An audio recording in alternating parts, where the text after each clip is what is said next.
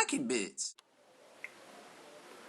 Alright, today we're taking a look at the Tyranid Harpy slash Hive Crone kit that just came out from Games Workshop. It's a dual purpose kit, obviously, with the two different kits there. It's a highly anticipated kit. A lot of people really wanted a Harpy model, and they finally have it. Nobody ever seemed to make it as far as like Chapter House Studio or anything like that with that big core case. So I guess Games Workshop was, had the green light to make it, because I guess one of the rulings from it was that they couldn't make one of the any of the models that Chapter House had altered and put a model out for, because they leave themselves open for a countersuit, which is very interesting stuff indeed. So they rushed a whole bunch of stuff into production, or into release. That Space Wolf and that Tyranid Splash release back in, I guess it was like March of 2012-ish. So I don't know, March of 2011-ish. It was springtime. And it's just interesting to see all the politics and things like that. But now we have this kit. It seems pretty cool. It's got a lot of different things going on with it between the two kits. But for the most part, it's pretty much the same internal. The torso and the wings are both the same. Then you got some different tail sections, weapon options, and a head, of course. So we're always getting these fantastic new heads from Tyranid kits.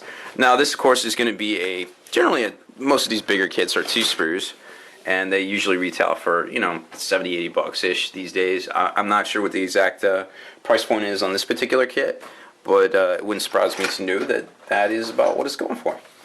Now, the instruction manual that normally is pretty abysmal, in my opinion, because like I've said in the past, I was classically trained on pretty much the same programs that Games Workshop uses, as well as some other three-dimensional and proprietary software for the defense industry. We got trained to do a lot of different things, and they made a lot of mistakes in here that I've pointed out in the past, and I'm very happy to say that a lot of the mistakes that were made in the past have been fixed with these later booklets, which I kind of hope that either somebody's on board with listening to my constructive criticism, or perhaps they have somebody that was, on board and classically trained in the same, I guess, way of these programs. Regardless, it's good stuff in here, and I just wanted to point out a few different things. You can definitely tell these were made in a computer program themselves, not just for the three-dimensional look to the actual parts here, but just the way they can cut and slice different sections to add them into an assembly and produce them in a model. Kind of just wanted to show you a few things here. Okay. So normally the Tyranid organisms are traditionally a hexapod kind of creature, which means that they have 6 appendages, or legs, or claws, or arms, or whatever you want to call them. I'm not going to get into all that. With these, I was concerned at first, because that's kind of the fluff. Like they're always supposed to have like six appendages, and I was like, well, wait a minute. I couldn't figure out for the life of me where the 6 were on this. But as it turns out, it's actually this is going to be one appendage here with the scything talon built into the actual wing assembly itself, and then it appears to be a smaller leg or appendage in the back here that actually kind of locks into the torso here, and then the wings are just kind of spread out, kind of like like a leathery kind of thing, like a traditional bat or some sort of flying lizard or something like that of the past. And then underneath, the actual weapon system itself seems to form the 6th.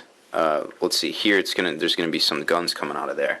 So it's pretty cool to see that they actually kind of follow along with the fluff of Tyranids being basically a hexapod type creature. What I also like about this kit, and this is what I was talking about as far as classical training and how to show and communicate instructions to a group of people, is you're always supposed to line up your parts. Let me slide this down. You're always supposed to line up your parts here, and when you do something like this where it's not shaded, you can't really tell like exactly where the recess is for something like this, or exactly where it's supposed to go, or how it's supposed to mate. And what I really like here is they did the shaded area thing, so you could kind of see where the part is supposed to go right there, which is really good and definitely helps out for assembly. In the past, things have been misnumbered. The parts have been misnumbered. It's been hard to put things together. The Valkyrie Vendetta kit, which I guess technically isn't a combo kit, was atrocious. The instructions were very, very bad, and there was pieces just missing. It's almost like they decided, like midstream, to just shelve some of the pieces. Well, with these kits, you can tell that there was none of that, and they actually went, followed through and actually did a good job. They definitely added part numbers to everything. And another thing I like about this is, and I feel like they should have done this with the Trigon kit, is added little extra details in to make it a better kit. And I mean, these are just little claw, little talon studs and things like that. But that really goes a long way for making something that just looks super bland that you can sculpt in a computer to being, very three-dimensional, where you've got all these things jutting out and coming out and looking crazy and things like that.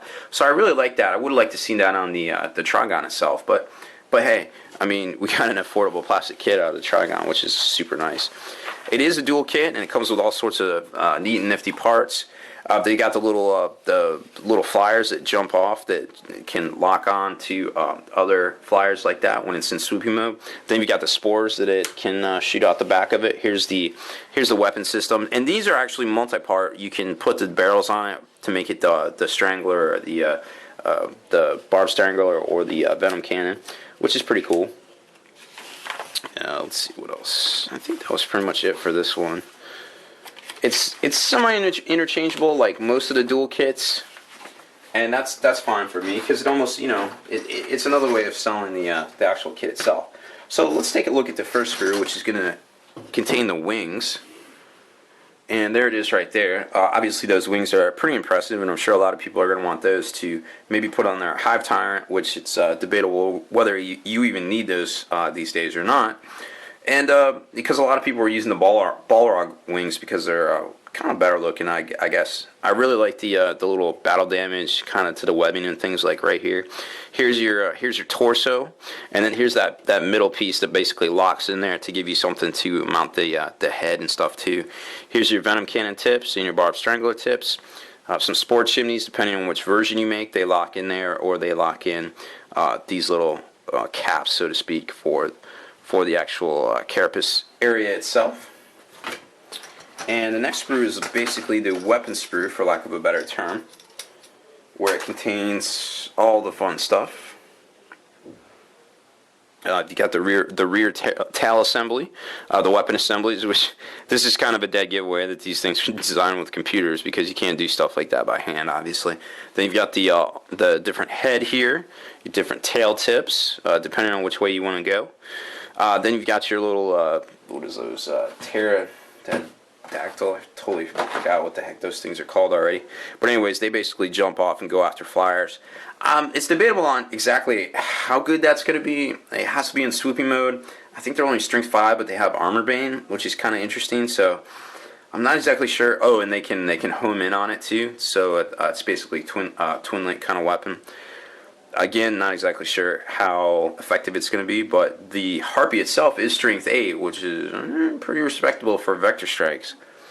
Let's see what else we got here. These, I believe, are the tips that go on the end of the wings. Then we got some different tongue options.